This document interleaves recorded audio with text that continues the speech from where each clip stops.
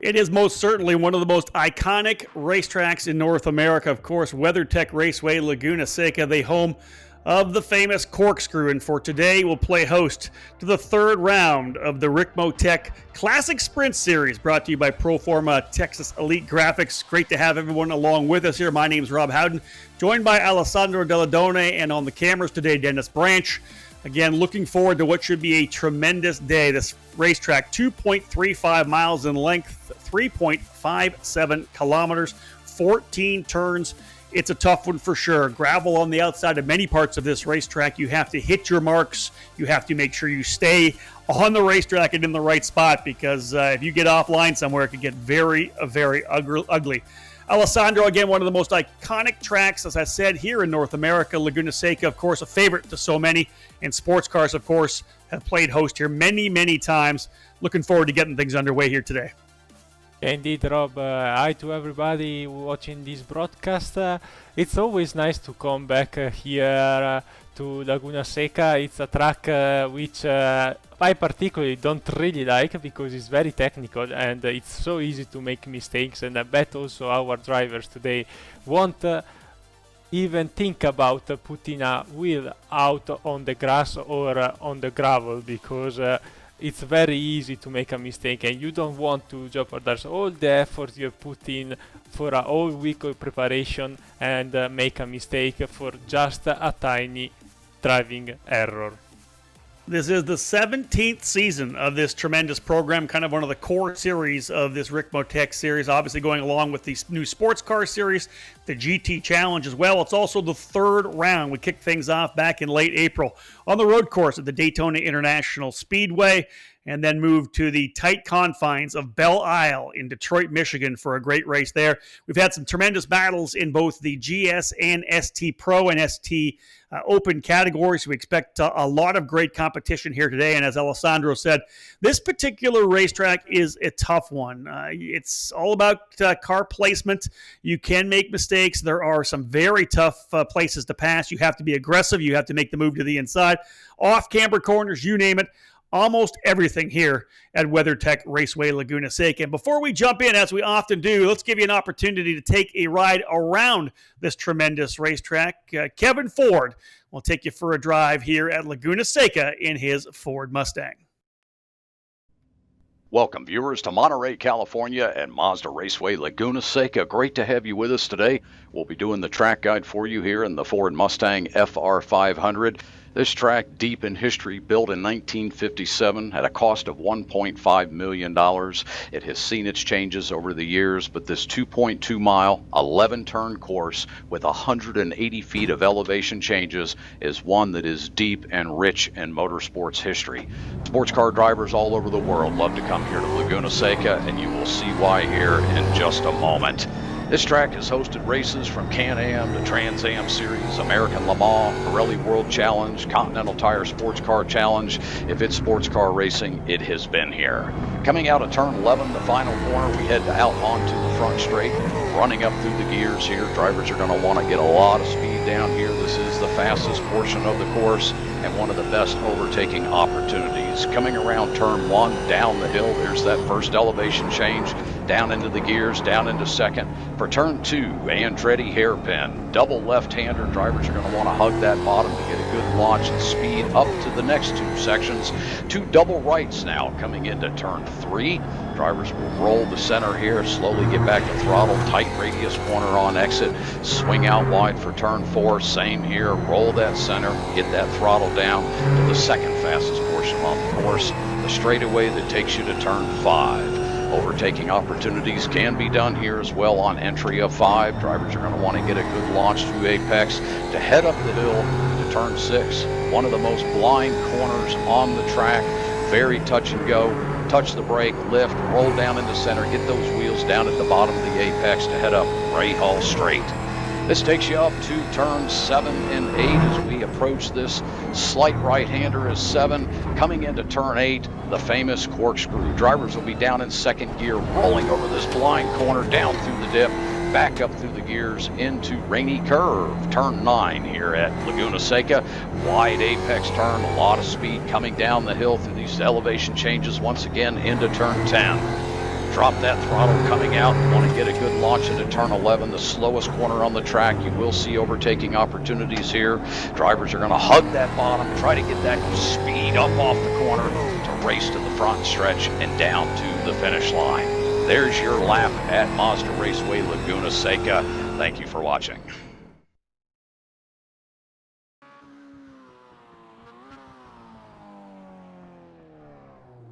As you can see, this particular track, a very tough one. There's a lot of opportunities to make that little bit of a mistake that will penalize greatly. You don't normally see just a small penalty here. You'll see drivers go well off if they drop a wheel, bring some gravel back on the racetrack, and of course the corkscrew, that blind drop coming through those corners, unbelievably tough.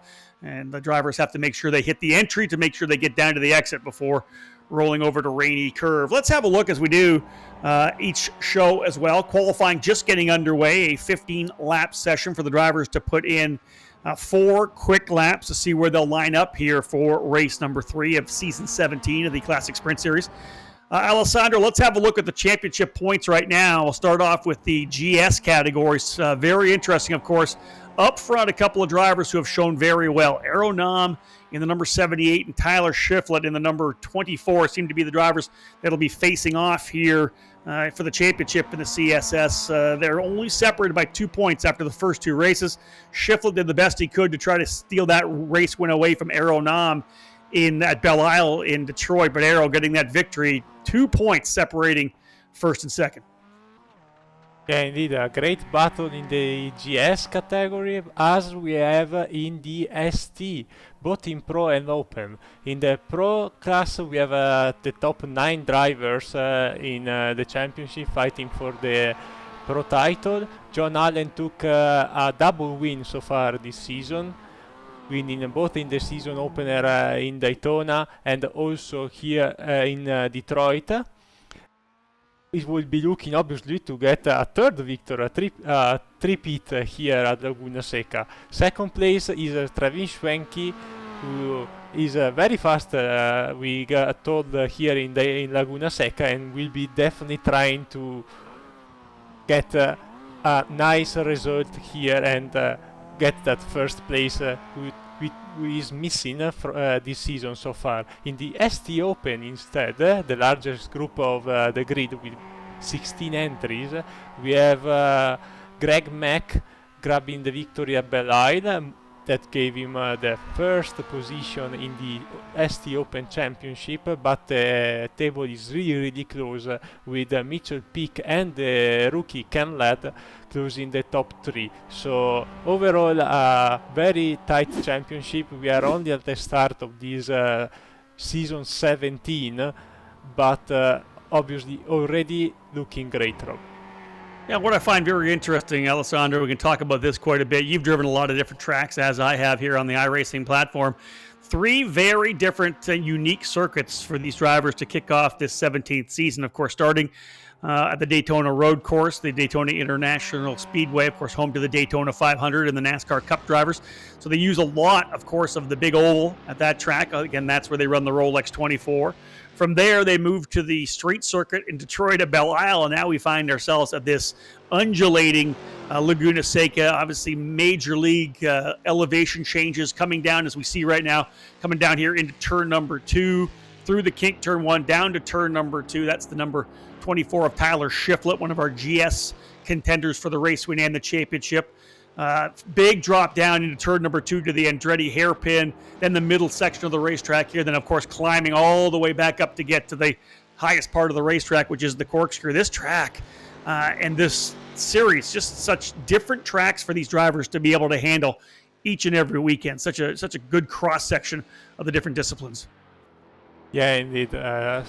3 different tracks that for sure are gonna pay dividends in the end, with people being very consistent, not making mistakes. Daytona, definitely a bit of luck was involved, because Daytona, we know it's sometimes a draft fest. People try to do some a bit risky overtakes whenever they have a chance to make positions. Detroit is a very difficult track for both cars and drivers, and we saw plenty of driver mistakes. But the racing has been great so far this season in the Classic Sprint Car Series, Sport Car Series. So we are gonna definitely see a very nice battle throughout both classes with Aeronome now leading by quite a margin, 1.3 seconds, 1.1 seconds right now on Tyler Shiflett in the GS class. Very early on in the qualifying session, as you can see, but Aeronome loves this racetrack here at Laguna Seca. 134.47 to his fast lap so far, over a second faster than Tyler Shiflett, as you had said. Clint Vigas now currently running in that third spot. Cameron Martineau, who sits third in the points, tied with Kevin Ford with 61 markers. Now dropping down to fifth is Kevin Ford, laying down a pretty good lap as he'll go to P3 ahead of Vigas and Martineau. Go a little further down, Mike Dam, the Canadian driver, leading the way right now in our ST Pro category. Young Elvis Rankin in the second spot. Currently in the third spot is Mitchell Peak.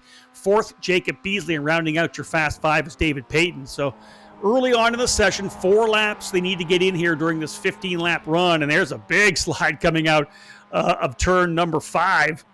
Tough part of the racetrack, turn 5, Alessandro. I think it catches most people out. It's a very fast part of the track, as of course rolling a lot of speed out of 4, the big run down to 5, but it's such a crucial corner, and everybody knows it. You have to push so hard, because really that kind of leads on that run all the way up to the corkscrew, up to the Ray Hall Straight, because the kink of turn number 6, very fast as well. So getting out of 5 is important. People really push the edge on that corner, knowing that they want to have a lot of exit speed.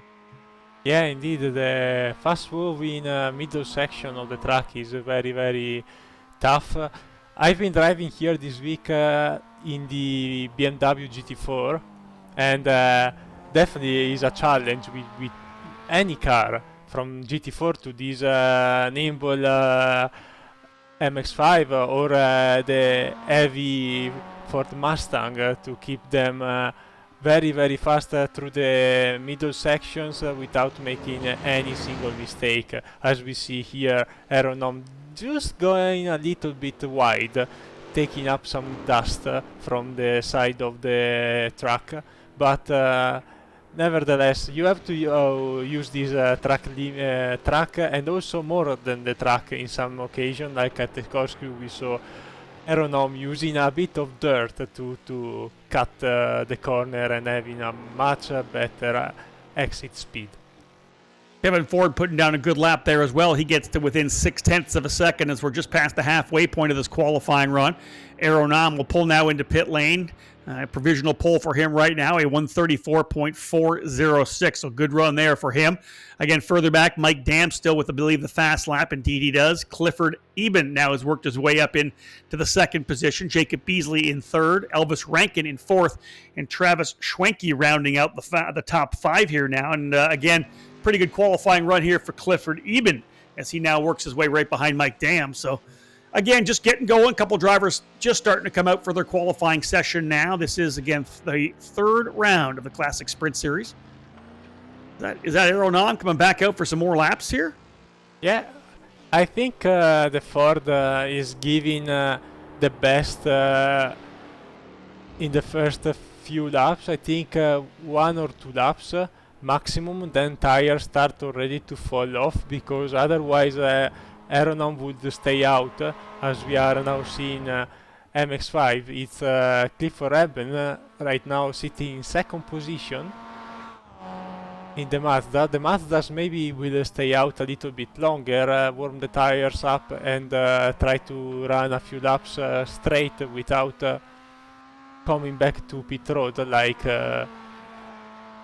the Ford Mustang have done so far, like Aeronome, for example.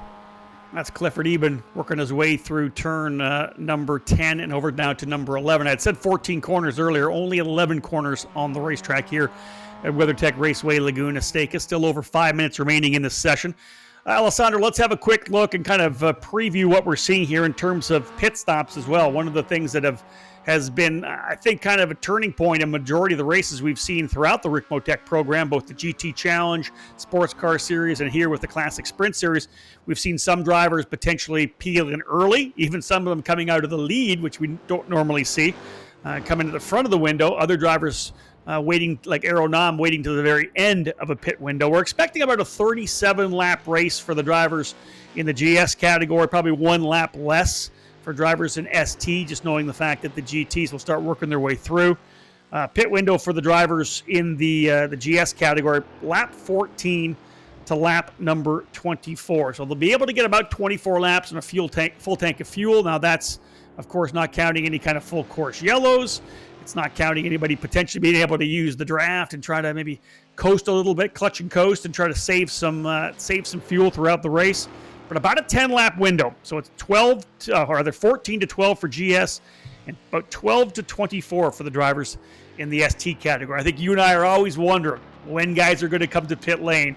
Are they getting held up by the driver in front of them? Does that push them to say, hey, now I'm going to make that run to the pits to potentially jump over top? It's a storyline, Alessandro, that we have been talking about in almost every race that we've done this year. Yeah, indeed. Fuel strategy is always big part of these races.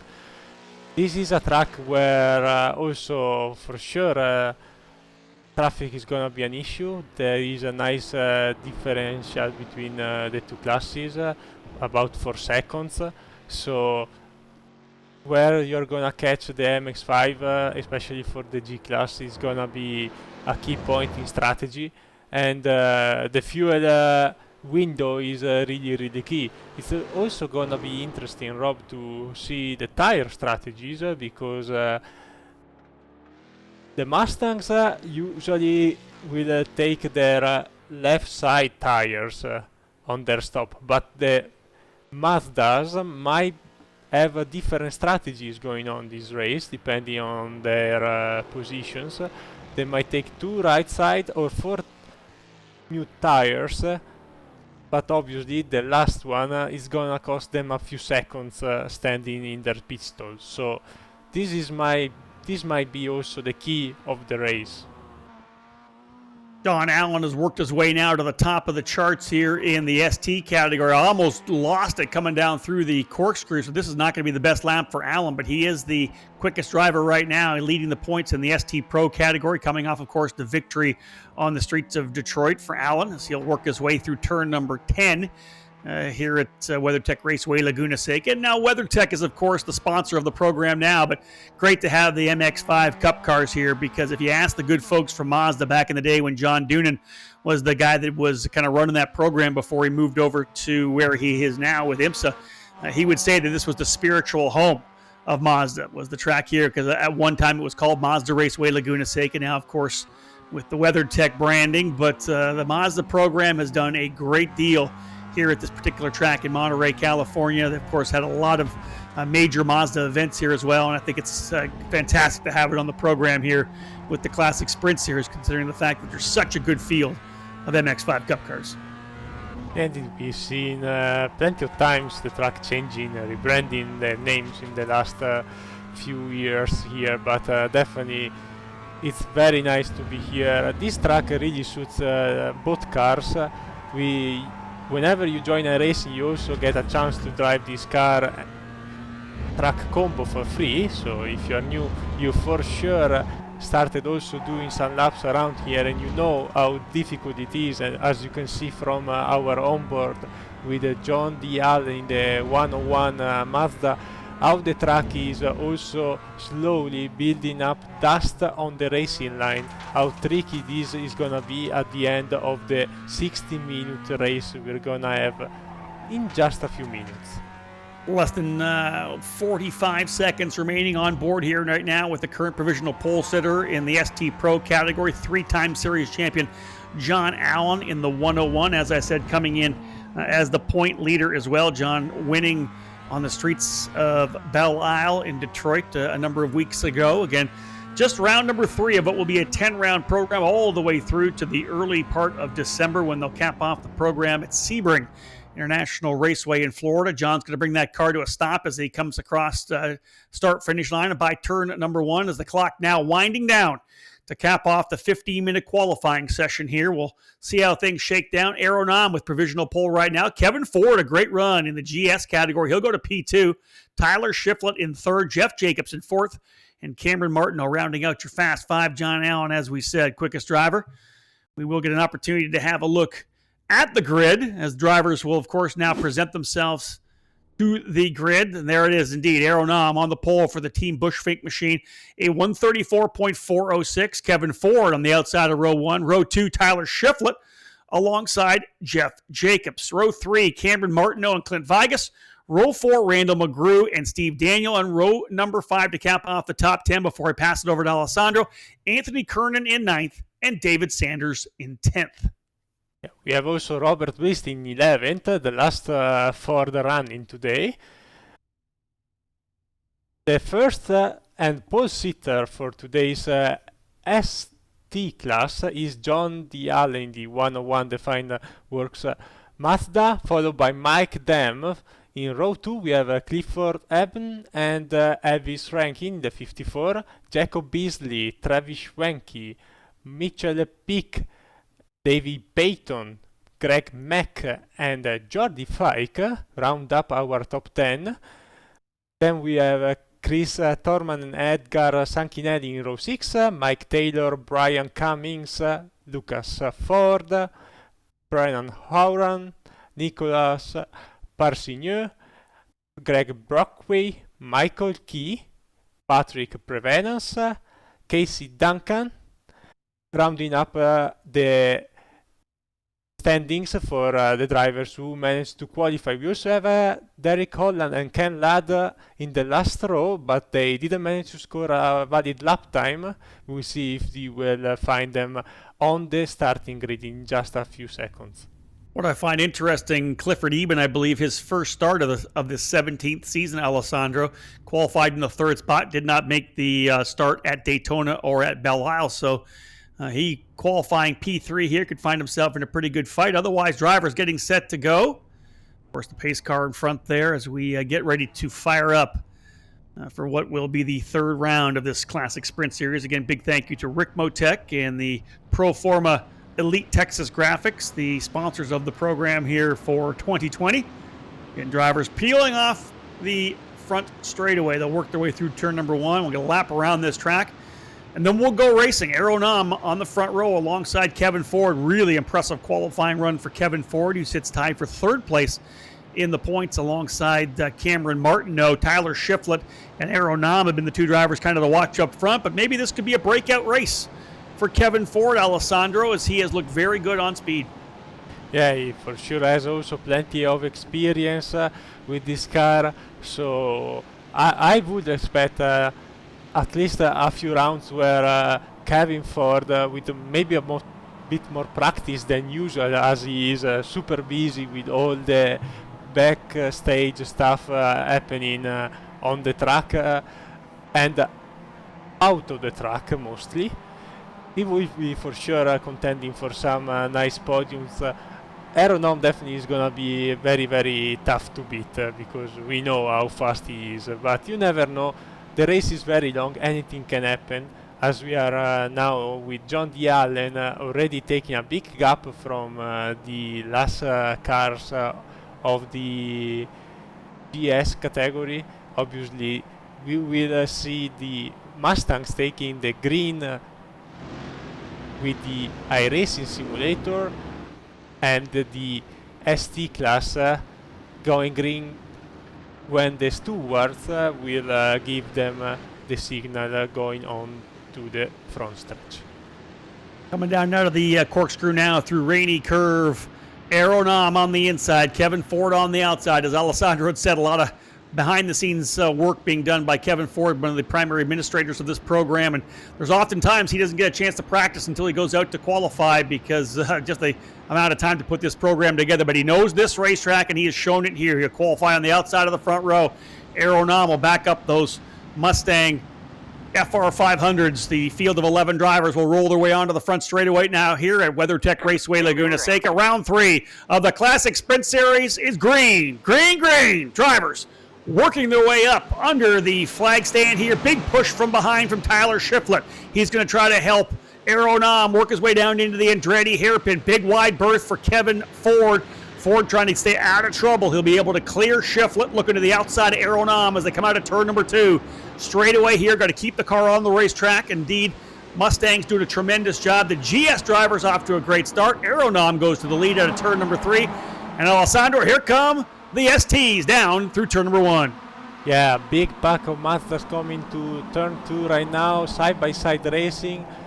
Very tight corners, so obviously people have to be very, very careful, running wide, getting a bit of dust, someone very slow on the middle portion of the pack, but everything has been smooth so far, and a big line of cars now going towards the middle sector. Great start for the drivers in the GS category. Same goes for those here in the S2T Pro and ST Open class. We have 2 of the categories here. Of course, 9 drivers in our Pro class, and then the remainder in the Open category as well. The point leader coming in to the Open class, Greg Mack. We'll see how Greg's able to perform here today as he tries to extend that point lead. Look at Kevin Ford keeping up right now with Aeronam, only about 4 or 5 car lengths back on the opening circuit. Through the toughest part of the track here, cold tires coming down through the corkscrew, rainy curve, a very tough part of this track as well. Now they've got a little bit of breathing room. Kevin Ford's been able to pull away a little bit here from Tyler Shiflett. Shiflett behind him has, I believe, Jeff Jacobs, Cameron Martineau, and Randall McGrew right there. And again, working through turn number 1 for the first time at full speed into the Andretti hairpin turn number 2. Again, back to 3. And otherwise, Alessandro, pretty solid opening lap. And, you know, in all the races that I've watched here at Laguna Seca, and I've announced a bunch of them in real-life racing, in the 4 stacked high containers they have just on the inside of turn number 1 where you do all the play-by-play here.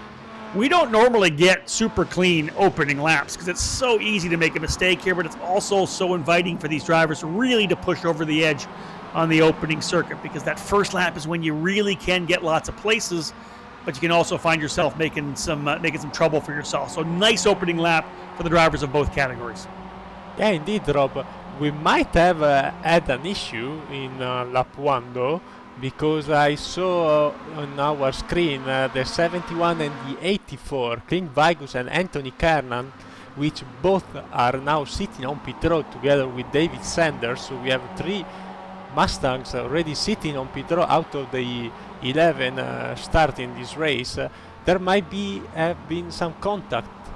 So the race stewards are looking at it, and they will let us know as soon as they get a decision what is going to be their response.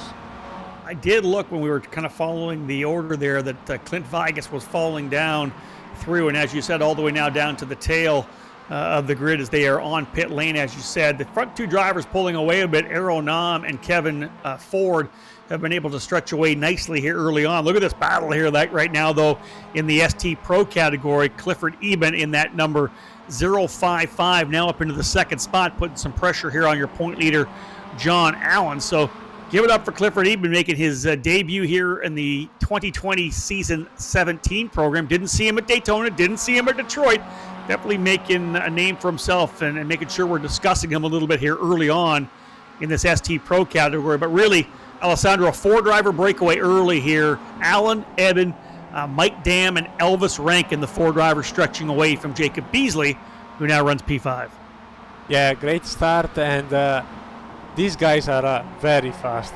These are few of the guys that are ranked in the top, between the top MX5 drivers among the iRacing service. And talking about the 4th car in line, the Elvis Rankin, he is a teenager. He has no real life racing experience, I think, so far I know, and he's keeping up with these guys. People are really, really fast, like John D. Allen, Clifford Eben, and Mike Dam, a veteran of this series. One of the interesting things, obviously, we always, we talk about the racing itself, and we look at guys' licenses, and we look at their I ratings, and I talked about the fact that we haven't seen Clifford Eben yet. Well, Jonathan Allen, his I rating 5,900. Clifford Eben's I rating is 8,036. So this guy obviously knows how to get it around here for sure. He's an A licensed driver too. Big I rating though, and Alessandro, you know what that means. This guy's going to be in the fight for the race win. Yeah, indeed. Obviously, I rating not always tells the truth about a driver, but usually it's very effective to know how fast a driver is. And for sure we're gonna see a nice battle between the four, as we see plenty of slidey Mustangs coming out of the right-hander there. It's very easy to go a little bit wide. The curb invites you to use all the track possible, but at some point the curb ends and you find yourself always on this very slippery gravel. You know, one of the things I find really interesting about Elvis Rankin, you said teenager. I don't even know if he's a teen yet. I want to say he's 12 years old. He may be 13 now. But here's a guy that's done a lot of racing in Bandolero racing, which is part of the Legends program. He's also did some, I believe, some midget car driving as well. I'm not sure exactly if it's Ford Focus midgets or what he's driven, but he's got some oval experience as well. But, man, he's been so impressive here on the road courses. And, again, I always like seeing a young driver like Elvis running with the adults like you can here on iRacing, right? You're able to do that, get in there, earn the respect of those around you. And I think that's what he's done because he's had some really good results. He doesn't make a lot of mistakes. He pushes hard, battles for race wins and podiums.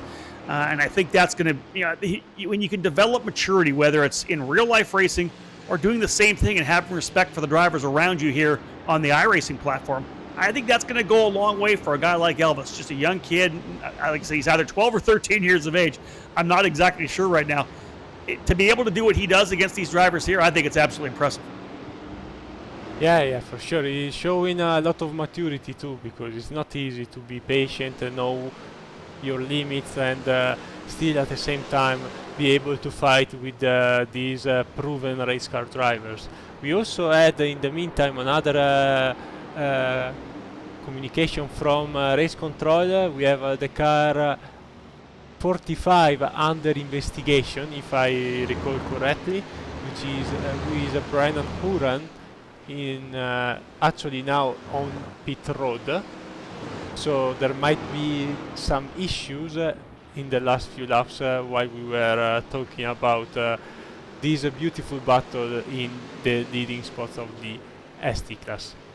Based on the live timing, I'm looking at Alessandro, and you can confirm with me, it looks as if Clint Vigas and David Sanders, the two drivers that got involved on the opening circuit, could be out of this race now and not able to return. They're both numerous laps back, as we're now, of course, working lap number 5 here, and Aeronom with a 3-second lead over Kevin Ford, who has another 4 seconds back to Tyler Shiflett. But it appears that we have a handful of drivers out of this race already.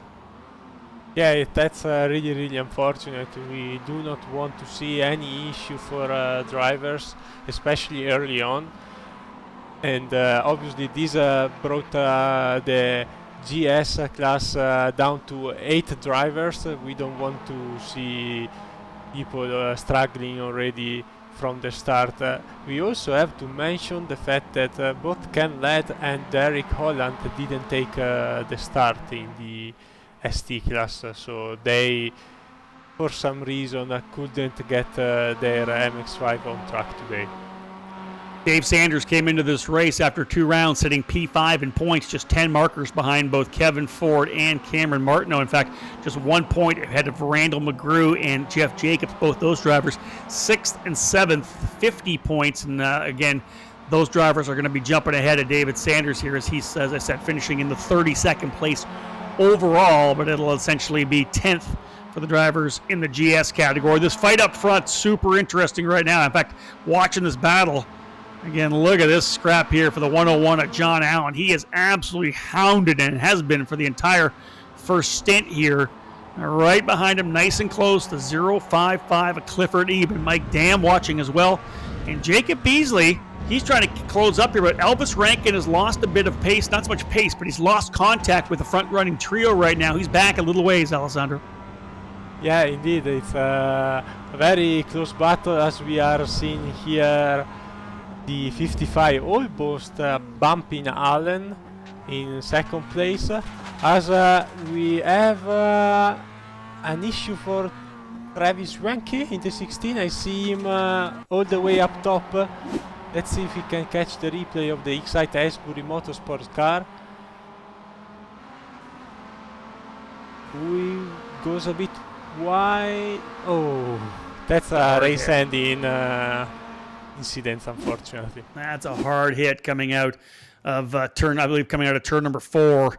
It seemed like to me, Alessandro, like the driver in front of him kind of got crossed up a little bit, and maybe he was kind of on the throttle and had to get off it a bit so not to drive into the guy in front of him, and it just unweighted the car a little bit, because you could see the minute he got into that, got off the throttle like that, it kind of snapped around on him, and that was a pretty hard impact in the inside retaining wall. Tough one for Travis Schwenke as he's fallen down the order, continues to fall down the order, and could be out of this race as well.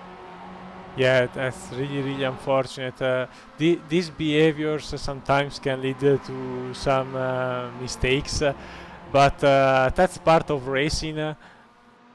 He will for sure try to be even stronger next race in 3 weeks' time. So he will be back with another great drive. We know Travis doesn't give up easily. Yeah, the problem with that is he came in second place in points to John Allen, who's leading the way right now. He was 7 points ahead of Mike Dam, 9 points ahead of Elvis Rankin. 9 points ahead of Elvis Rankin. And then the issue, of course, as well, with John Allen being up front. This is going to be tough for Travis Schwenke. Definitely hurting, but thankfully for him early in the season, only round number 3. We still have a number of rounds still to go. Watkins Glen, Montreal, the Indy Road Course, Lime Rock. A lot of great tracks still to come for Travis Schwenke. He's going to have to go on recovery mode and kind of claw back points every race. But for John Allen, who came in as the leader, and looking pretty strong here right now, is he, Eben, and Mike Dam pulling away as the front-running trio here in ST Pro. Yeah. Elvis Rankin unfortunately losing some contact from the 3 cars leading in the ST Pro field. Looks to me like Greg Max leading the way in the open class, I think, unless it's Mitchell Peak. I'm trying to look. No, Mitchell Peak, I believe, actually. Mitchell Peak will be the leader right now in the open category. Greg Mack in second. I want to say Mike Taylor, I think, third. Those are your 3 drivers in the ST Open category. So Mitchell Peak doing a pretty good job, actually running about 6 overall, but leading the way in that category. Yeah, Peak is doing a fantastic job in his 56 car. He's ahead of some very fast drivers, and obviously he will be looking to improve even his position, because Jacob Beasley is not that far off the pace.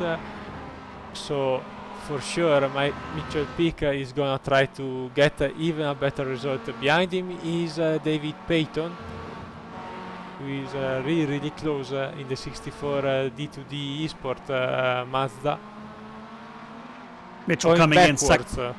Mitchell coming in second place in points in the ST Open category. Alessandro just 4 points behind Greg Mack. So pretty good run so far for him, and he's doing what he needs to do, right? Get himself out there and do what you can to kind of pull away a little bit. And the way he's running here right now is very strong. Leading the way in the ST Open category. 6th overall, but it's still Allen, Eben, and Dam as they come down here to the Andretti hairpin. These are the 3 drivers ready to battle it out here. We're not even close to the pit window yet. We're still about 4 laps away from drivers even thinking about going to pit lane here in the ST category. So a long way to go. 14 minutes in, not quite to the quarter-way mark. A 60-minute run here at WeatherTech Raceway Laguna Seca. Aeronom, the leader right now in GS. John Allen, Alessandro setting the pace here in the ST Pro class. Yeah, leader Aeronom now in his Bushwing 78. He is starting to catch some slower traffic. We just got by the 62 car. Kevin Ford sliding, entering turn 1, now slowing down just a little bit by a Mazda.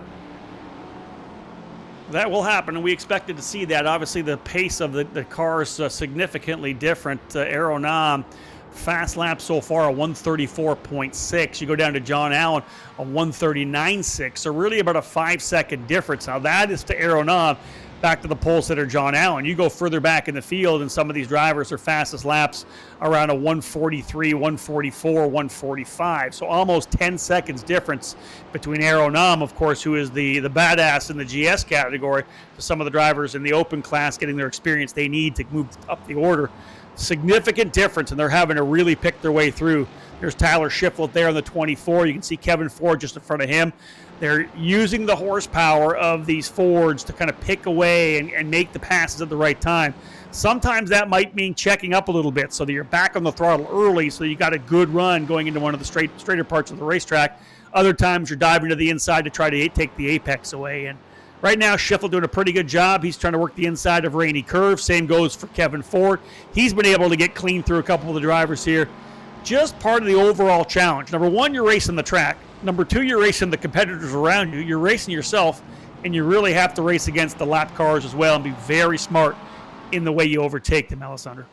Yeah, absolutely. The Mustang definitely has a lot more engine than the MX-5, but most of the track is a sequence of corners, so this advantage cannot always be used. The Mustang is definitely much more heavier than the MX-5 too, so in the corners it's not that easy to carry that much of a more speed compared to the other class. It's a very tricky situation for these drivers, as we are following now Ford and Shiflett for the battle for second position, and this probably might also decide some position in the end, because as we are seeing here, there is a big traffic jam in front of these two.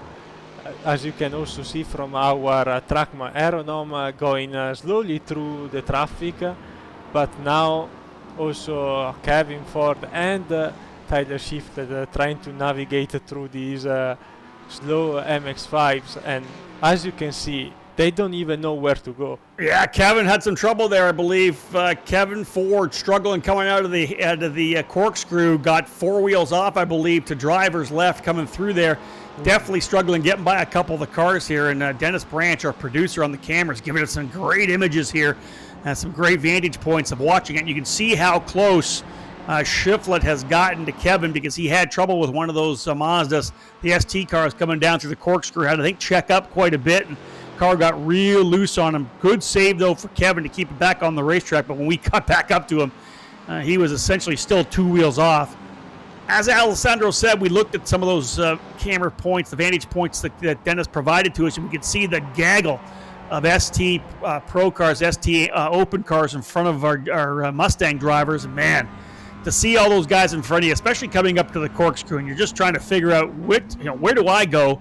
You're kind of trying to second guess where you think they're going to go. Look at this battle here. This is this lead scrap here right now. We're on board with Mike Dam, and I think Eben's gone through. Indeed, working their way by the number 17 at Casey Duncan. We have a new leader. John Allen's back to second. And Alessandro Clifford Eben has worked his way up to the lead, put the pressure on Allen for the entire first bit of this race, 12 laps, but a new leader as they work their way to turn number 11. Indeed, a very, very close moment there, because Allen didn't expect Duncan to be so slow through the corkscrew, and this upset him quite a bit. He also tried to pass him right at the exit, but this gave only for Eben in the 55 the chance to go through and take the lead of this event. Still a three-way battle, which is great to see. We will have to check in a few laps, because slowly Aeronom is approaching alongside with the others in the GS class, so this might change things a little bit. Aeronom getting the job done. He now has an 8.2 second lead over Kevin Ford. Tyler Shiflett, who runs second in the points and battled with Aeronom in Detroit, kind of settling into this fight here with Kevin Ford. Aeronom really has this thing handled out front. Pit stops aren't going to play much of a role, I think, for the race win as they stand here right now in GS. It could definitely be a factor for the second and third place positions, but they have a pretty good 3-second lead over Cameron Martineau now. Here's the battle we're watching here as well for the drivers in the ST Pro class. Clifford Eben out nicely to about a 3 or 4 car length lead. He's given himself a little bit of breathing room back from John Allen in the 101. Again, we did not see Eben. I wish I knew exactly how to say that, the guy's last name. Alessandro, if you know for sure, let me know. But Clifford Eben it did not run the first 2 races, but good to have him here right now because he is putting on a show here at WeatherTech Raceway Laguna Seca. Used some lap traffic to be able to get by, but this thing's far from done. There's no way we're going to count out John Allen or Mike Dam. We don't even have a pit stop done yet. We know, let's kind of preface this right now because we're just kind of coming into the window now for the ST cars. Next lap will be the open of the pit window for drivers in the GS, so we may start seeing pit stops here over the next 10 laps. But Alessandro, we've talked a lot about this in the races. Some of the way these guys pull away is how fast they are on the in lap, how smooth is their pit stop, they hit the marks perfectly, and how good they are on the out lap as well. There are opportunities to pull 1 to 2 seconds on the competitor behind you if you nail it, get every component correct, and that's might be what we see here in the ST category to separate these top 3 drivers. Yeah, indeed. Being clutch in these moments is definitely gonna be required in this event, especially with such a close battle. Meantime, we have information from race control, as you saw from your screen. We have another incident under review. Pretty busy the stewards today so far, with a few occasions, few collision in these opening 20 minutes of the event. We now move towards P5 in the overall standings with Jeff Jacobs in the 38. A very close battle with Randall McGrew in the 67. Steve Daniel right there too. Really only about a second and a bit separating 5th, 6th, and 7th. The leading cars might be a little bit away, as Noma has a 8-second lead, but Ford, who actually was keeping up with Noma in the first few laps, in the traffic maybe lost just a little bit of time. We have Elvis Rankin on pit road, I think, Rob? Yeah, a number of drivers have worked their way to pit lane. Casey Duncan was, I think, the first driver in the ST Open category to come in. Elvis Rankin, indeed, working his way now into pit lane as well. So drivers starting to jump in here early. Elvis taking advantage of the opening of the front of the pit window. So he'll do his stop, a little shorter stop, obviously, to get back out onto the racetrack and then do that long run. Get things dialed in here for Elvis Rankin as he was running in that 4th position. Was up there for a while, but then fell back a little bit from Eben, Allen, and Dam. We'll see if he's able to leapfrog anybody here with a good pit stop, at least get himself back close. Here's the scrap again as we're watching the 067 of Randall McGrew fighting it out here with Jeff Jacobs and Steve Daniel. That is, as we said, 5th, 6th, and 7th. Steve Daniel in the number 67 staying right there with these 2 drivers here. Jeff Jacobs, though, a good run as well. Jacobs running in the 5th spot. They've got some ST traffic in front of them as well. And again, we'll see how they're able to handle it when they work through. Oh, that actually ST car almost spun in front of them. Off the track right in front of all 3 of those drivers, Alessandro. That will make you take a breath when you're coming out of turn number 6. Indeed, that was Patrick Prevenas in the 29 having issues. That's a well-known corner for giving drivers trouble in any car you drive. Down through Martino entering pit road. Oh, another driver in the pit lane. Oh, indeed. Here comes Randall McGrew as well. I believe he's headed to pit lane. So this is interesting. We talked about what to do, right? Is there an opportunity when you're in the middle of a pack like this and you haven't been able to make the jump? Do you come into pit lane early? A number of the Fords into pit lane early here. We said the window lap 14 to lap 24.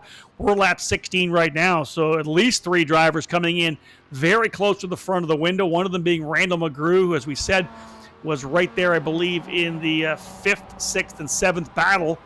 Here's the scrap as well, watching the drivers here in this ST category. The front three drivers still running together. I think Mike Dam potentially, is he pit already?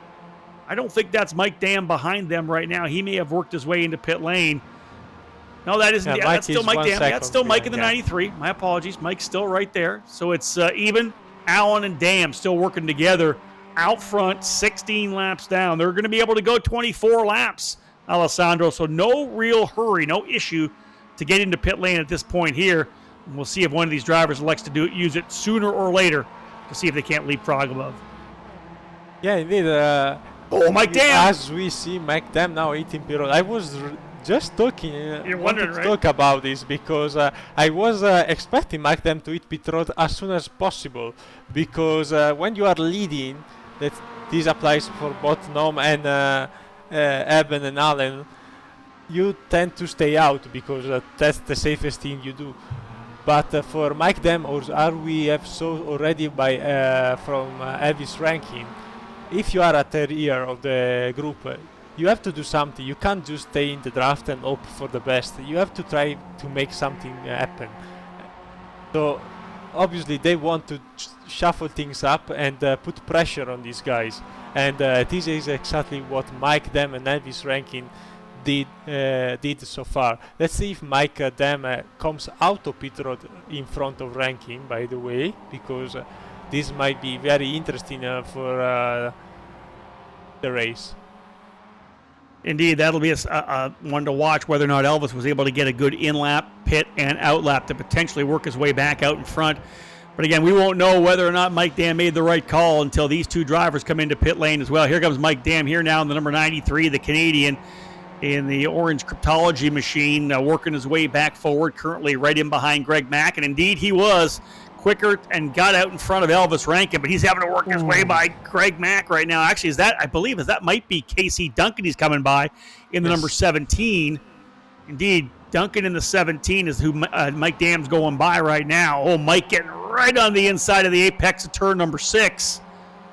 So this is some pretty good racing here as Mike's really on it. He knows that you have to have the strong outlap. When you come out of the pit lane, Alessandro, on those cold tires, if indeed you did change tires, this is when you still have to keep pushing. He's got open racetrack. He can't wait up on any of the slower cars in front of him. If he wants to somehow be able to leapfrog over top of the leaders, he has to push as hard as he can right now. Absolutely agree with that, Rob. As we see even more drivers in the ST18 pit road, Jacob Beasley, Michael Pick, David Payton, Greg Mack, all entering this time by, as we see Mike Dam sliding on the gravel, exiting the second to last corner. He's pushing really, really hard. Yeah, we talked about that, about how hard he's pushing. He put it all the way off on the outside of turn number 10. And you know what? Maybe a driver with not quite the experience and car control of Mike Dam could have found himself going into a spin, but Mike controlled it nicely, able to hold on. And again, works his way down now here into turn number 2, the Andretti hairpin. Right behind him, though, Elvis Rankin, right there in the number 54 machine. They currently run on the racetrack 4th and 5th. Chris Thorman still to pit, as will be John Allen and Clifford Eben. And so that's what we're waiting on now. Will these guys be able to put enough speed down here to potentially jump ahead? Look at how hard they're pushing right now, Alessandro. Even Elvis Rankin dropping the left rear off, coming through turn number 4. Yeah, indeed, Rankin obviously was really, really pushing hard also before seeing Mike Dam in front of him, because he was a few seconds behind the leading pack when he decided to pull down pit road. And I was expecting this moment indeed to see if he actually made the right call, and so far he's keeping up with them, so this seems to be working, but we will have to wait for these two, even though they are passing each other over and over again, with John Allen now taking back the lead in the 101. We will have to wait for these two to pit before having an idea of how things are gonna play now. Really good look at Aero Nam there and what he's able to do. We talked about how crucial it is to be able to get by the ST cars in a quick fashion, and maybe managing where you're going to make that run. If you're all over top of them in a slower part of the racetrack, you're not going to be able to get on the throttle enough. You're not going to be able to carry enough speed to make that easy pass down a straightaway. He saw exactly where they were coming out of turn number 11, the final corner on the racetrack, and the way he set it up, he was able to get right by them quickly, right down into the braking zone for turn number 2. An absolutely textbook pass.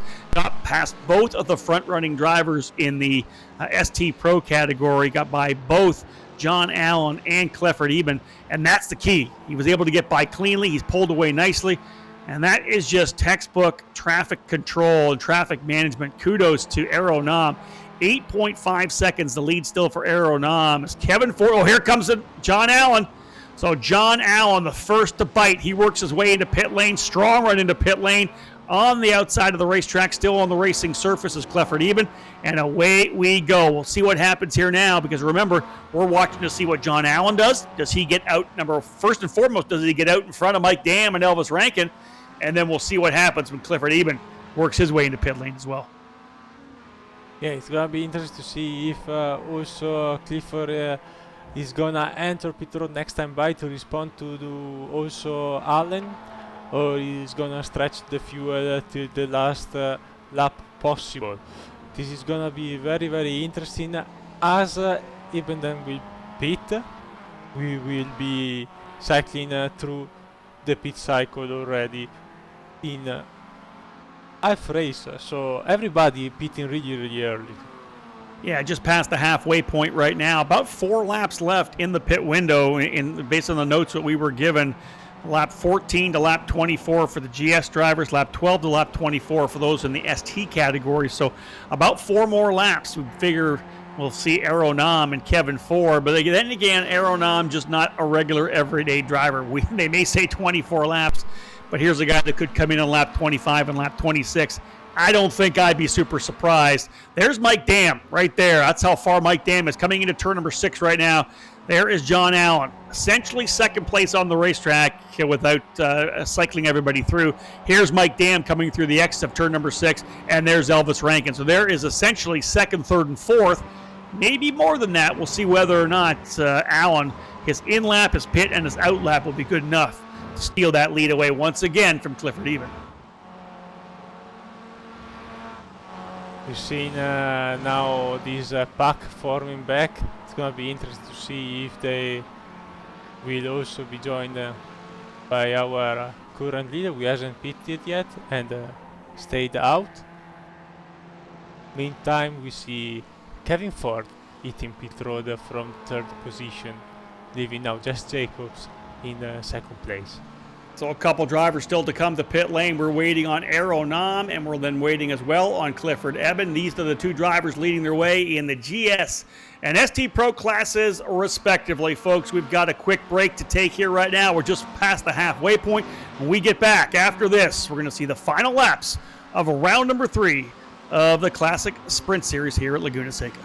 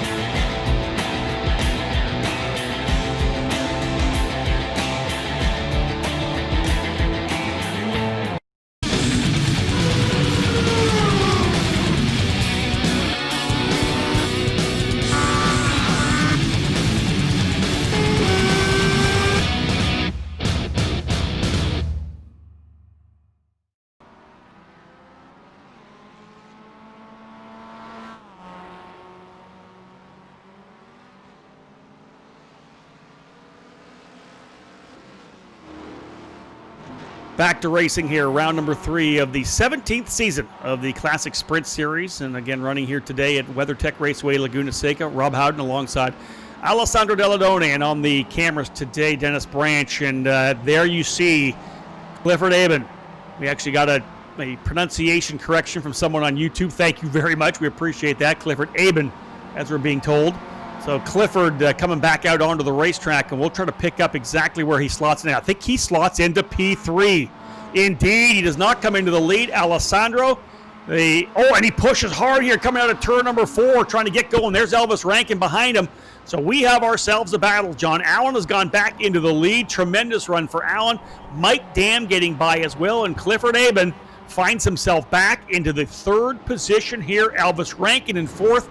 Those drivers separated by maybe a second and a half. We have ourselves a fight in ST Pro. Yeah, great fight, and so many different strategies, but everybody's slotting right one behind the other. So great strategy by the drivers. Clifford Eben now obviously with cold tires, but it's gonna take just a lap, depending on if he took only 2 tires or 4 or even none.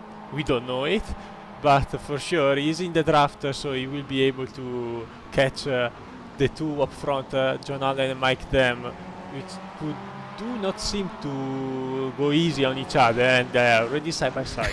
I was going to say, side by side is going to make it quite easy for Aben to work himself back up in here. Indeed, Mike Dam going down.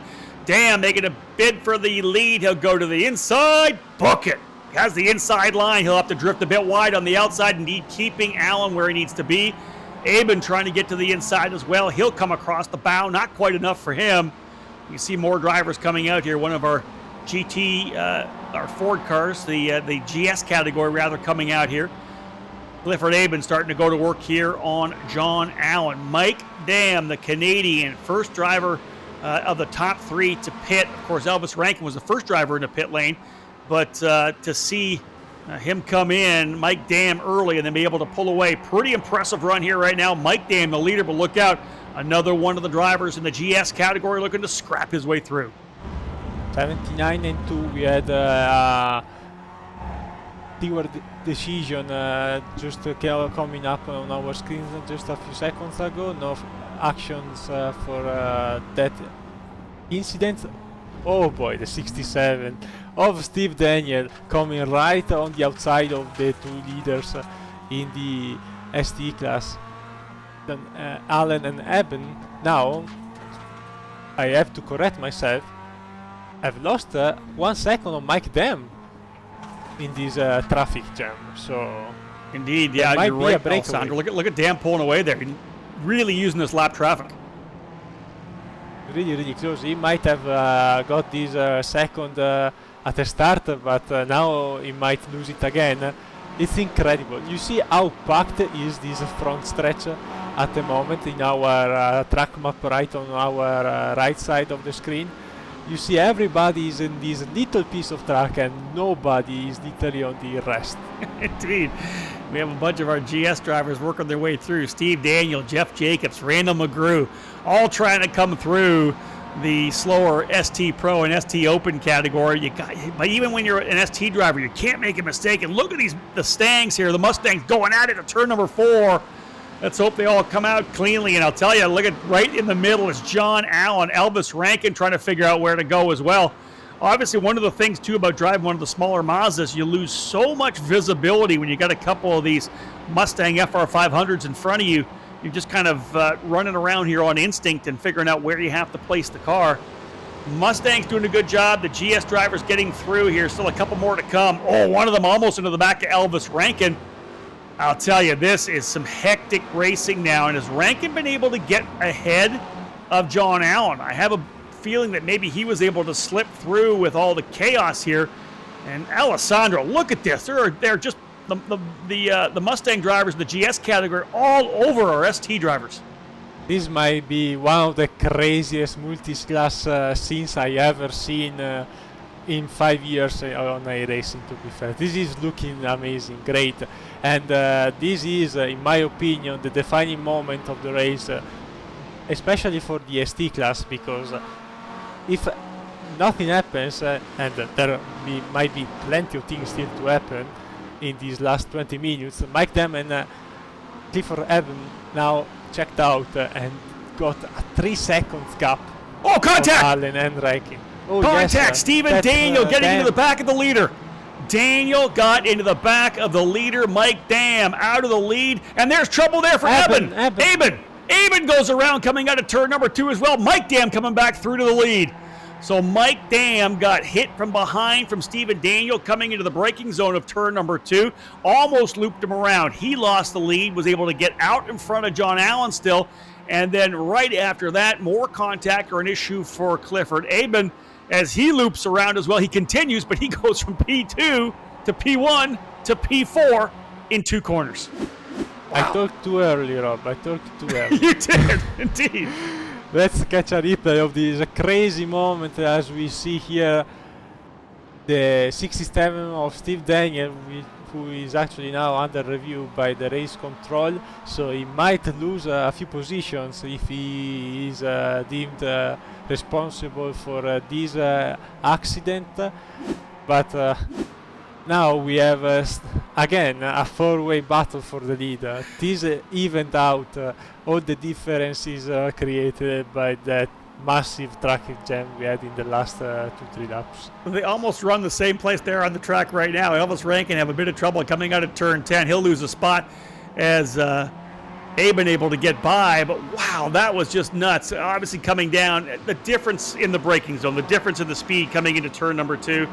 Obviously, Mike Dam already off the throttle, onto the brakes to get the car to roll through turn number 2. Steve Daniel coming in hot, ends up getting into the back of them. A beautiful save there for Mike Dam. You can see the car kind of get really wide on him. He obviously was knocking the gears down to make sure that he kept the thing in the revs. He was somehow able to stay in front of John Allen, who potentially could lose a spot to Eben here. Eben to the inside of turn number 3 up on top of the curb.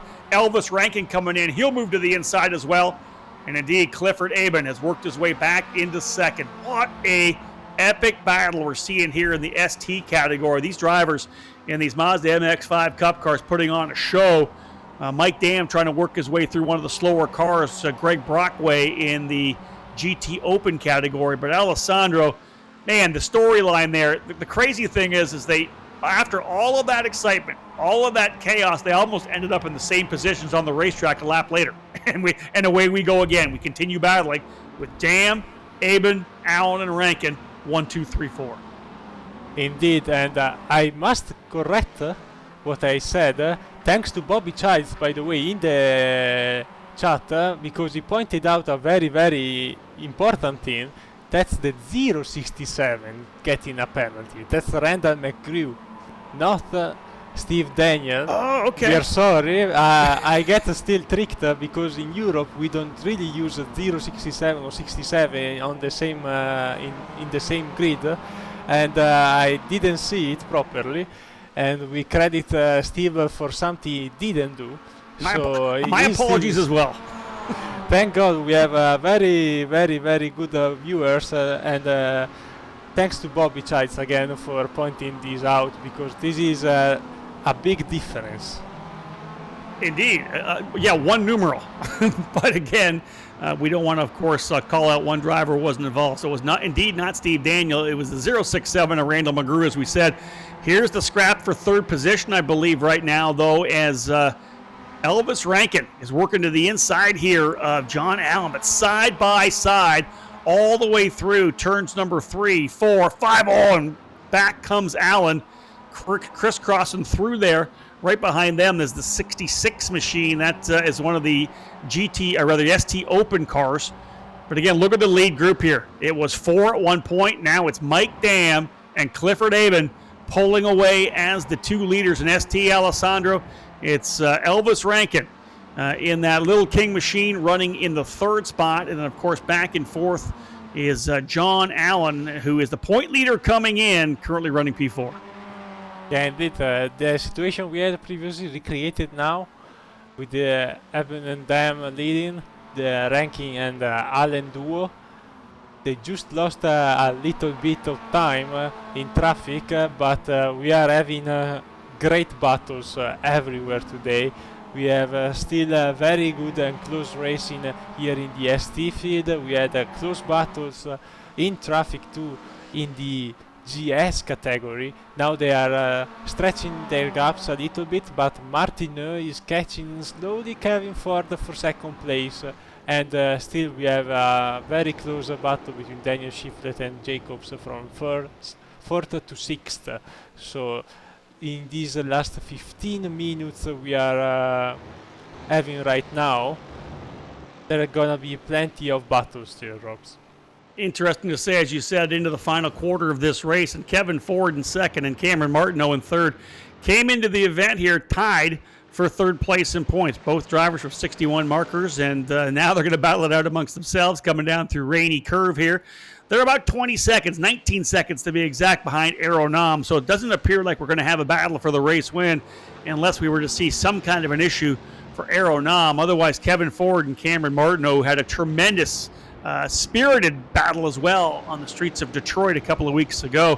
Looks like they're going to scrap it out here as well on the Monterey Peninsula as we are racing at the iconic Laguna Seca, round number 3 of the Classic Sprint Series. Again, big thank you to Ricmotech and Proforma Elite Texas Graphics, the backers of the program here. And again, the drivers putting on a show for us. Man, we've seen some good racing here, especially midway through after that pit stop.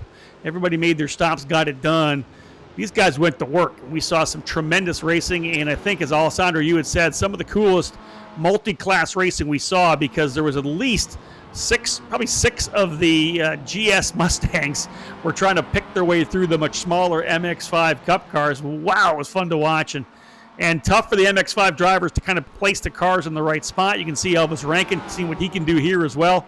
And then John Allen kind of trying to sneak his way in here as well. Super good racing, and right now a 2-driver breakaway, though, in the category with Clifford Ebbett and Mike Dam. Yeah, great camera shots here from Dennis as we are now with Clifford Ebbett in the 0.55. I need to remember to read also that 0 to avoid other mistakes in the upcoming races. I also want to take the chance to point out that as Bobby Childs was saying in the YouTube chat, now these Mazda have this big Fanatec logo on their banner. That's not a sponsor of the championship. I just want to say, to give credit to the guys at Ricmotech running the league. It's not a sponsor, it's a new way iRacing implemented in this last update, where this ban from official racing has been forced onto the cars, apparently, as Bobby was pointing out earlier. Again, a great update there from Bobby Childs. Checking out the live broadcast here today on Apex Racing TV. I know some people, I think, are trying to tune into the iRacing Esports Network. It's actually live today on the Apex Racing channel on YouTube. Here's the scrap here, still for third and fourth. That's Elvis Rankin in the 54 and the Brewdog Machine number 101 for John Allen. The winner at Detroit, looking to continue to hold his point lead. Clifford Ebbett, as we said, his first start here in the Classic Sprint Series in 2020, season number 17. This is a good scrap here, though, between these two drivers. 12 years of age, Elvis Rankin. Veteran driver John Allen putting the pressure on him here, trying to find a way by. This is coming to a head here. Just less than 12 minutes remaining. Big jump over the turn 3 curve for John Allen, using up that MX-5 machine. He'll dive to the inside of turn number 4. Alessandro putting a lot of pressure, trying to force a mistake out of Elvis Rankin. Yeah, indeed. These slower MX-5s slowing down the leader of the group is giving, obviously, John Allen now a chance to pass this ranking. But it's not so easy when you are so evenly matched to find a suitable position to make the pass happen. Especially if you want to do it with a 0 or really, really low chance of having a mistake. John obviously is a very fast driver, but today has been probably not the luckiest driver on the track. Yeah, well, listen, that's one of the things, right? Luck's part of it. On board right now with John Allen. Look at that little mistake for Elvis Rankin. Dropped the left side tires off the track over in turn number 10. No question whether or not he is pushing as hard as he possibly can here with just 10 minutes remaining in this 60-minute race. John Allen putting a ton of pressure on Elvis Rankin. We talked a bit about Elvis, which I think is such a great story. Here's a guy that is doing a lot of circle track racing, whether it's in the Bandolero or running a midget car. But man, this guy can really get the job done. Can he not? Alessandro here on the road course as well. I think if he decides to go the NASCAR route, he's going to be one of those drivers we'll see in 5 to 10 years being the badass when they get to Watkins Glen and events like that, because this guy can hustle around on a road course, and I've been very impressed with what we've seen out of him in the 2 races so far this year, plus this one being race number 3. Yeah, Rob, these guys have really a lot of chances now, so early age. When they are not able to hit the track, they can easily jump on their rig at home whenever they are, starting from low budget wheels to high-end simulators, and start to showcase their skills on iRacing or whatever platform they are using.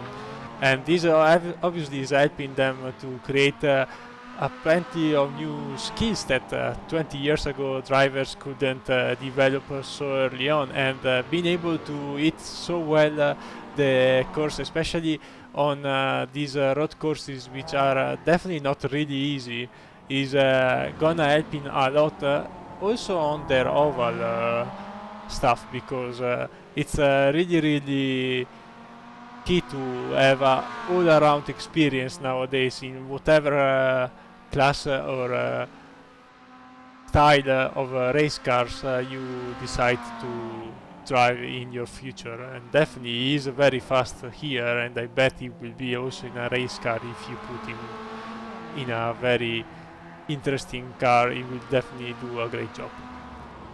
Yeah, I think indeed that I would agree. It's one of those things where, in talking to so many of the IndyCar drivers who have jumped in to the iRacing program before IndyCar was able to get back to racing, whether it be James Hinchcliffe or Tony Kanaan or whoever else I had the chance to kind of talk with a bit. The big difference, of course, is you just don't have that overall body feel of driving the car. But I think one of the big things that any of these drivers is going to be able to take away is, number one, hand control, and number two, focus. It's mental focus to be able to run 60 minutes like they do here and not make a mistake. And I don't care if you're running an outdoor real-life race or if you're here on the iRacing platform, you cannot make a mistake. You have to be able to have that focus on every corner, every apex, every entry, every exit, because you make one mistake, especially at a track like Laguna Seca, man. If you make a mistake here and miss the turn in, let's say coming here to the corkscrew, you're going to find yourself in trouble. So if there's any one skill set that these drivers are most definitely honing, and that is the ability to stay focused mentally for the entire 60-minute run. And Elvis Rankin's definitely getting the job done. He's got the point leader behind him. John Allen putting a ton of pressure on, but right now a pretty solid little advantage, about 10 seconds, I want to say, the gap up to Eben and Dam. That's the battle for the race win now. We had 4 up front at one point, Alessandro. It's down to just 2 drivers, Clifford Eben and Mike Dam, ready to battle it out. They've got about 6.5 minutes remaining for Aero Nam. No challenge whatsoever. 18.8 seconds the lead between the battle between Kevin Ford and Cameron Martineau. Yeah, Aeronom checking out already after the first 10 minutes has been magnificent, as per usual. When he's driving this Ford Mustang, I don't think you will ever find someone as consistent and reliable as Aeronom. I wonder if he still practices a lot. I remember watching broadcasts before joining this season, and seeing Aero always in the lead and saying, I don't practice a lot as I used to because I don't have so much motivation now. But if he doesn't practice and showcase these great skills anyway, who needs practice? If you can get the job done without the practice, why do it? Is that what you're saying? Yeah, definitely. I totally agree with Alan Arverson when he said practice. Who needs practice? I don't need practice. I totally embrace that way of thinking.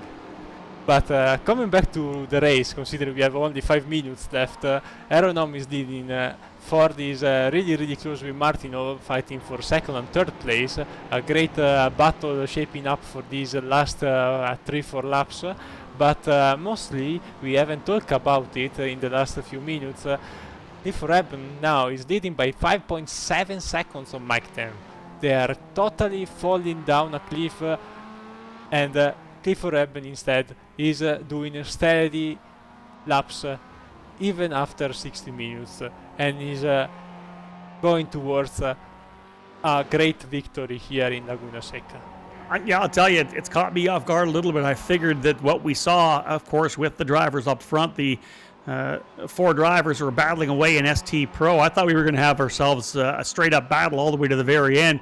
It has definitely not worked that way. You can see that John Allen's been able to find a way by Elvis Rankin to move Allen up to P3, Rankin back into the 4th spot. But indeed, Mike Dam all alone now in 2nd spot as Clifford Eben has pulled away consistently. And as you said, about 5 seconds now the advantage. Clifford Eben looking to grab his first win of the Classic Sprint Series 2020 Season 17. Again, a great run here so far at WeatherTech Raceway Laguna Seca. 4 minutes remaining for Aeronom up front as well. And we're not done yet with the battle between Kevin Ford and Cameron Martineau. That is that scrap for 2nd spot. Look at the drivers here working their way through. That's Kevin Ford in the Ricmotech machine. Right behind him is Cameron Martineau, and they are trying to find a way through a couple of these ST cars that are side by side coming to turn number 6. Nice run through. Can he hold it on the racetrack? Indeed he does. A really good effort there for Kevin Ford. Alessandro pushing very hard to try to keep Martineau at bay, and in fact Martineau going to get caught up behind one of the ST cars coming into the corkscrew. That is going to give Kevin Ford a huge gap working his way through Rainy Curve. Yeah, indeed, a very courageous move by Kevin Ford there. It's not really easy to go side by side through that kink coming towards the corkscrew. It's really a great move as Cameron Martin in the 31 is now just a few tenths back, 1.5 seconds right now back. And he might still have a chance, because you never know. Traffic is really tough, and as you can see, we have still plenty of Mazdas in front. So depending on where and when Kevin Ford will hit the traffic, Cameron might come back into the fight. Able to get by Greg Brockway there. Ford in the 2nd spot here, working his way through turn number 4. Got a nice little advantage after that aggressive move coming up through turn number 6 over to turn 7. You can see that Martineau pushing very hard to make sure he keeps himself in the middle of this fight as well. Again, time winding down, about 2 more minutes to go. And remember, lap times for Aeronom about 1.5 minutes. So we'll see how long this race actually goes. 36 laps. We had figured probably somewhere around 37. So good call for the series administrators providing us with some commentary notes. 37 laps is what we figured would be the distance. And you can see this battle here right now. 3rd and 4th in the ST category. Again, pretty solid drive at this point here for Elvis Rankin, as he was able to get his way back up into the fight, having fallen away from the lead trio at one point. But Alessandro, with the time winding down, Aeronom will pick him up pretty soon. We're probably going to get at least maybe 1 more lap in. This, though, is the fight for 3rd and 4th. Final position on the podium for ST Pro. John Allen, the point leader, a little wide coming through turn number 2. Rankin's going to come around side by side as they work their way out and over to turn number 3. Yeah, they definitely need to go at it now, because I don't know if we're gonna get another lap, because it's really close, depending on how the system will approach Aeronom coming to the start-finish line this time. We might get another lap or the checker flag. It's gonna be extremely close, but Elvis Rankin now in the 54 has to go through John Allen, because you never know. You need to pull the move as soon as you can. Now coming up the corkscrew is really close, going really wide. I think this is gonna cost him. He's definitely throwing it down. He went 4 wheels off over in turn number 4, 4 wheels off coming through turn number 6 as well. Rankin trying to throw everything here at John Allen. Out front, it's still Clifford Aben. He is your leader in the ST Pro category. Of course, Aeronom has things handled. 15 seconds remain on the clock. I have to believe, where is Aeronom right now? Is that him, I think? Yeah, he's right here. Is he just coming? Here is Aeronom here. Where is he coming? He's coming out of the final corner. We got 3 seconds to go. I think this will be the checkered flag. This will probably be it right here to wrap things up. Indeed. Indeed, he's not. Is it one more lap? Yep. One more lap. Thought he had got there before. He got there just a few seconds later, but apparently iRacing is not really 100% precise. So if you are just there a little bit, I had also in my races some odd situation with this white flag checkered flag finish, so I knew what was coming. I was 100% sure what was gonna happen, but I bet one guy is really happy about this. This is Cameron Martineau, who is 4/10 now behind Kevin Ford. Interesting as well, Alessandro, that our leader Aeronom was just able to lap Mike Dam there. So Mike Dam's been put down a lap, so he will finish coming across the line. So all that... there's almost a spin there, potentially coming out of the corner for Kevin Ford. Kevin's got to keep the wheels underneath that Mustang as Martineau's putting a lot of pressure on him. But as I said, Mike Dam getting lapped by the leader, so he'll be 1 lap down. That means that essentially this is going to give Clifford Aben the lead and the race win, because he'll be able to go back one more time. He'll be a full lap ahead of Mike Dam. Another issue there for Kevin Ford as he drops a wheel coming out of 6. Opening the door right now for Cameron Martineau. They'll work their way over to turn number 7 and 8. That's the corkscrew. He still has a spot, but it's over to Rainy Curve. Look at this. Big pressure there. Here comes Aeronom. He will take the race win. And in fact, he's able to get ahead as well. So Clifford Aben gets the win in the ST category. But here is the final scrap. In 2nd and 3rd, it is Ford and Martineau. Kevin Ford off a couple times in the final circuit. Look at Martineau trying to get a big run out on the final corner. Drag race to the line. And Kevin Ford is going to come home with a 2nd spot in the GS category. Started on the outside of the front row. Held the spot. He'll be very happy with a 2nd place finish. There's your winner in the ST Pro category, Clifford Aben. Able to score the win. Mike Dam comes home in 2nd. I believe John Allen in 3rd and Elvis Rankin in 4th. Jacob Beasley, I think, rounding out the top 5. We'll have to figure out which driver was the top finisher in the GT Open category. I'll let you kind of run down what happened at GS at the end there, Alessandro, because that was a tremendous finish for 2nd and 3rd. Great finish between Ford and Martineau. Shiflett and Daniel also really close at the end for 4th and 5th. They ended up only 6/10 behind each other, but what a race, what a great end. And to be fair, Rob, I was surprised that everybody had enough fuel to get to the end. As we see now, some heroes pushing our MX-5s towards the start-finish straight, because I think almost everybody is out of fuel. That's the way to Nobody expected a 38-lap race. That's what it was, right? We all figured it was going to be 37 laps, so we may have a couple of guys that just got themselves back there. That is unbelievable. It's all Aeronom fault. What's that? It's all Aeronom fault. It's all Aero's fault. That's exactly right. Indeed. Look at this. We are getting a push back here for your race winner, Clifford Aben. Cameron Martin on the 31 is going to push him around. Because that's one of the, obviously he could stop right now and reset and get out of it. But what we like to do, of course, here in the Classic Sprint Series and all the Ricmotech programs is make sure you work your way back to pit lane. Let's make it look like it's a real race on our coverage here, which I think is key. I love it. And of course, Clifford Aben getting his push back. I do want to come up with some numbers here, because going through the results, looks like Mitchell Peak was the race winner in the GT Open category. Greg Mack coming home in 2nd, and Edgar Sancinelli rounding out the top 3 in that class. Alessandro, we had some tremendous racing for sure. Wow. Obviously, a bit of a snoozer out front with Aeronam. But wow, we saw some unbelievable racing for second and third in the GS class, and we had that 2 laps of absolute chaos with the GS drivers trying to come through all of the ST cars. That was a lot of fun to watch.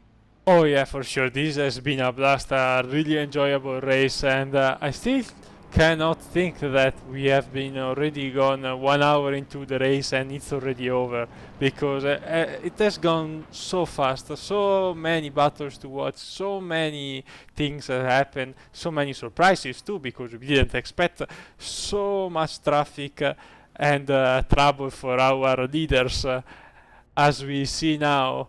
Finally, our winner in the ST class, Clifford Eben,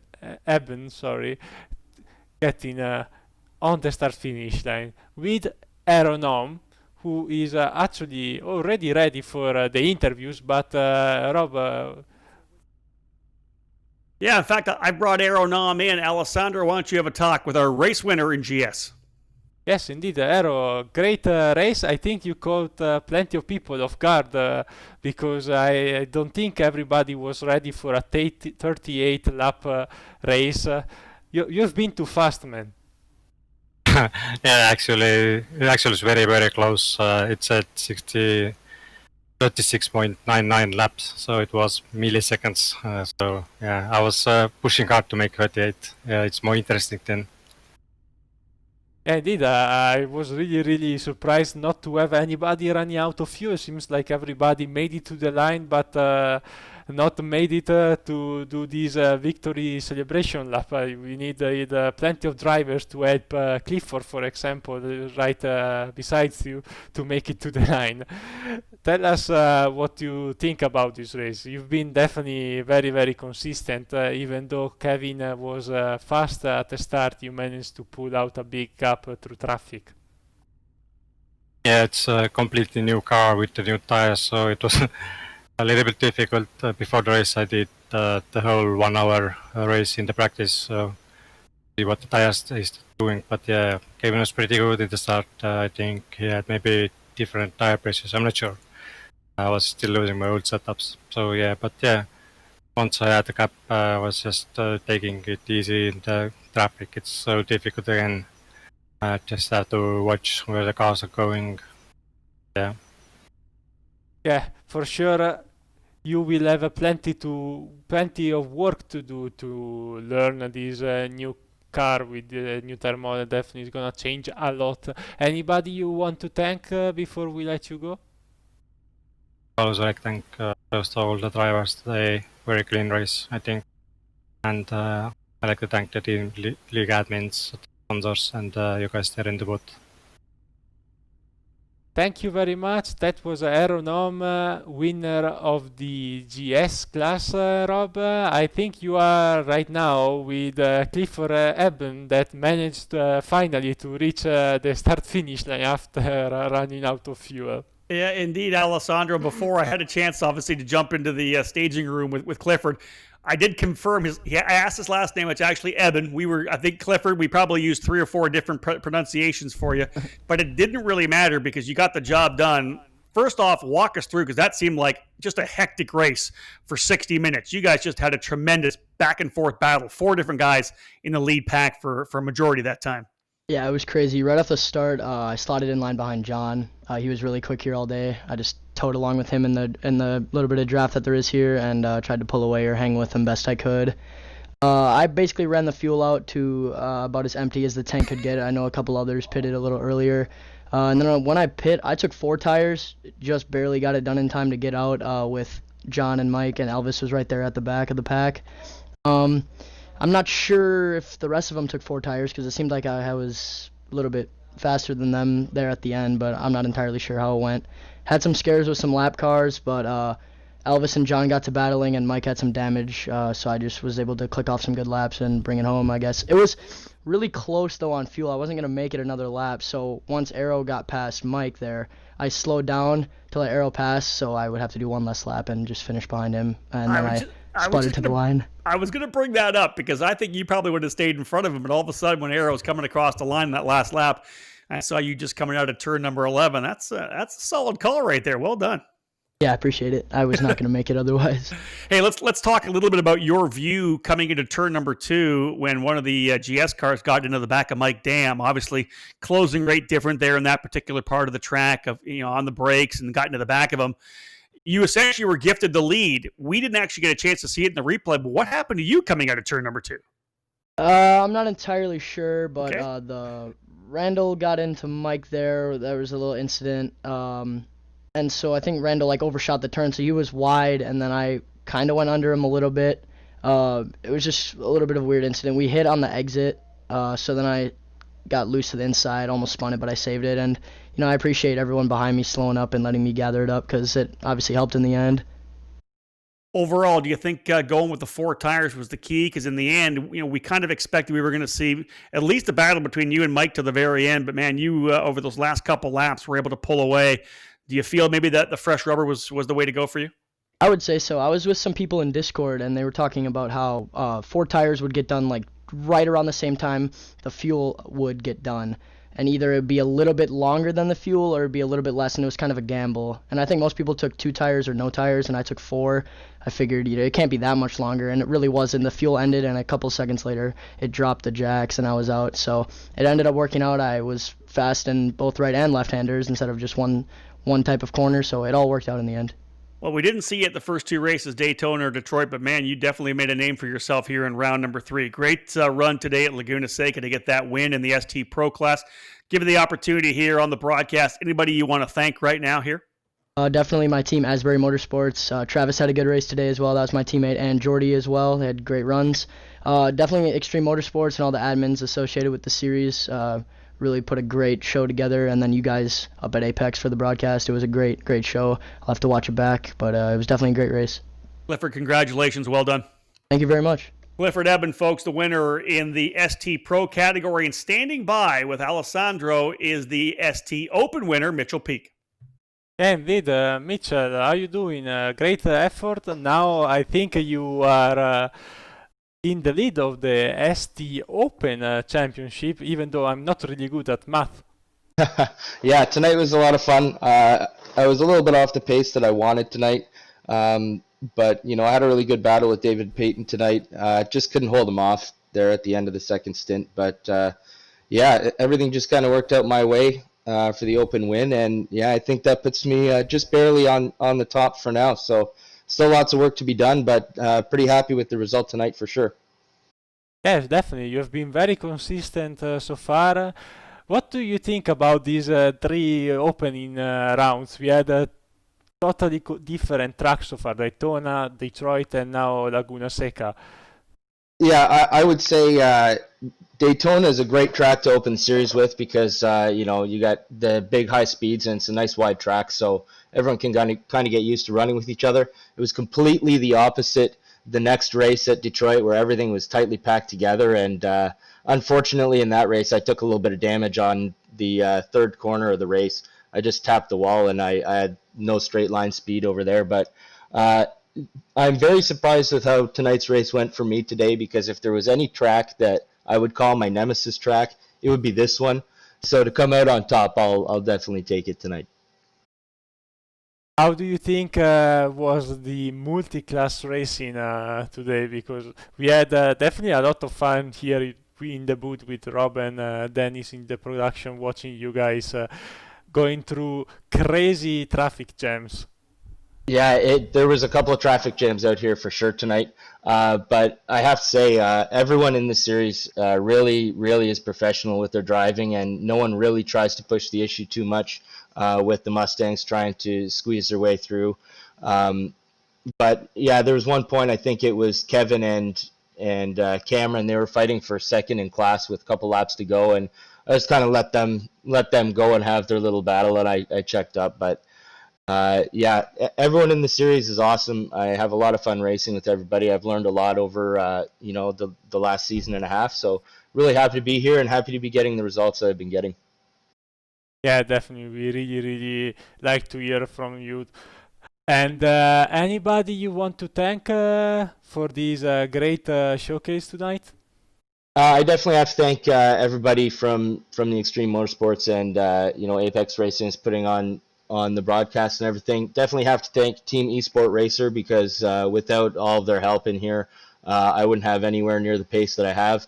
And I should definitely give a shout out to my wife because she lets me come down to the basement and race way too often. So.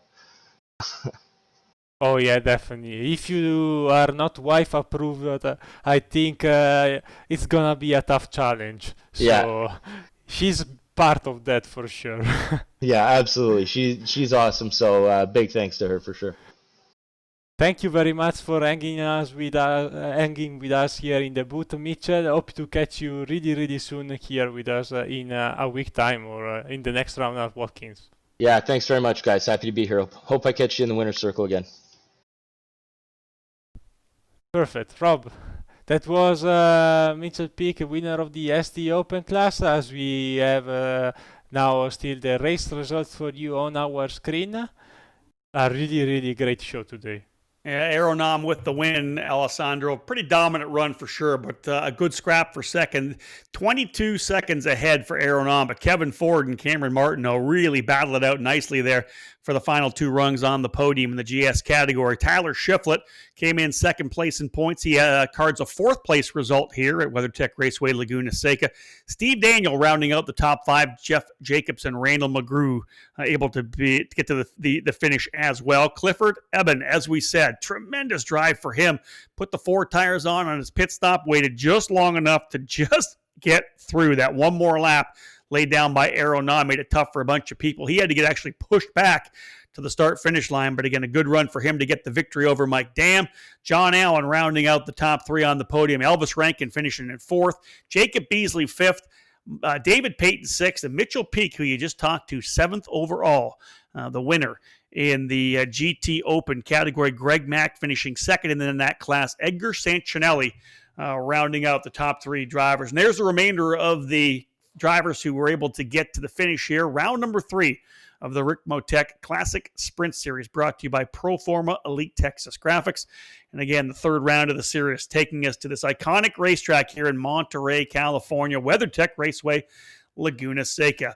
But for now, Alessandro, we start looking our way forward right now. We'll start with the Classic Sprint Series. Of course, their fourth round going to one of my favorite tracks. I've had a chance to race on it both virtually and a number of times in the real world as well. Watkins Glen International in upstate New York. The fourth round set to go for Monday, July the 6th. So still a couple of weeks before these drivers are back on board with their Ford Mustang FR500s and their Mazda MX-5 Cup cars. But Watkins Glen is a track that I think will be absolutely thrilling. It's very similar, I think, to Laguna Seca in some ways, primarily being the fact that there is a lot of elevation change. Drivers are going up and down, but there's also parts where it's quite narrow, coming through turns 2, 3, and 4. Almost feels like a canyon with the fence over top of you and the Armco on both sides. It's going to be a very challenging racetrack for all of the drivers here in the Classic Sprint Series. Indeed, for sure. I think drivers will be happy to go to Watkins Glen, to be fair, and in next event, because this track is definitely different from what they have been used in the last two events. Much wider track, more opportunity to pass. The ST class will not be such into giving trouble to the GS class, our Mustangs, because there are a lot of straights, and for sure the track is gonna be great to watch for us here in the booth and on our broadcast, and to race for the drivers. I've been racing here this week in the newly released Indy Pro 2000, and has been a blast. This track never disappoints. There's a reason why this is one of the most appreciated track on iRacing for the roadside. What a race it was here, folks, on round number 3 of the Ricmotech Classic Sprint Series. Aeronom came in with a point lead, held on to it, as did John Allen. He was the leader by about 7 points over Travis Schwenke. He ends up holding on to that lead, although Clifford Eben doing a great job to get the race win. I'm not going to speculate where we're going to finish, though, here in terms of the GT Open category. Greg Mack had a 4-point lead coming in. He finished second to Mitchell Peak. That's 3 points difference. I have a feeling that Mitchell Peak, if he did get the fast lap of the race, may be the driver who comes with the point lead in GT Open when we do get to that fantastic track in upstate New York. Round 4 of the Classic Sprint Series, folks, will take us to Watkins Glen. Thank you so much for being with us here. More Ricmotech racing coming. Next Monday, June the 22nd, the GT Challenge will run their finale at said Watkins Glen. The week after that, June the 29th, back here at WeatherTech Raceway Laguna Seca, the new Sports Car Series presents round number 3. And again, as we said, continuing with these Monday events, July the 6th, the Classic Sprint Series firing things back up once again at Watkins Glen. We do appreciate you joining us here from WeatherTech Raceway Laguna Seca. Some very impressive victories. Aeronom scoring another win in the GS category. Clifford Eben putting on a show at the end of the ST Pro category, and Mitchell Peak able to score the victory that will very likely move him into the point lead in ST Open. Thank you so much for joining us here again from Monterey, California on Apex Racing TV. On behalf of Alessandro Deladone and Dennis Branch, my name's Rob Howden, and we will see you at Watkins Glen.